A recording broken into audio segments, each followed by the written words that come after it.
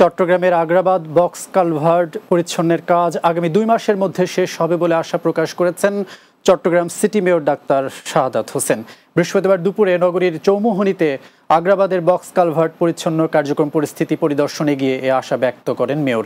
পরিদর্শনকালে mayor বলেন, জলাবদ্ধতা রোধে খাল পরিষ্কারের পাশাপাশি নগরবাসীকেও সচেতন হওয়ার আহ্বান জানান। এ সময় উপস্থিত ছিলেন চট্টগ্রাম সিটি কর্পোরেশনের সচিব আশরাফুল আমিন, প্রধান প্রকৌশলী ফরহাদুল আলম সহ অন্যরা। বিএনপির ভারপ্রাপ্ত চেয়ারম্যান তারেক রহমানের নির্দেশে চট্টগ্রামে বৃক্ষরোপণ কর্মসূচি ও আলোচনা সভা অনুষ্ঠিত হয়েছে। বৃহস্পতিবার বিকেলে চট্টগ্রামের হাটহাজারী উপজেলার উত্তর মাদার্শা উচ্চ বিদ্যালয় মাঠে কর্মসূচির আয়োজন করা হয়। অনুষ্ঠানে সার্বিক সহযোগিতায় ছিলেন জিয়া সাইবার ফোর্স চট্টগ্রাম উত্তর জেলার সংগঠক রিয়াজ হোসেন। এতে প্রধান অতিথি ছিলেন চট্টগ্রাম উত্তর জেলা যুবদলের প্রচার সম্পাদক একরাম হোসেন চৌধুরী।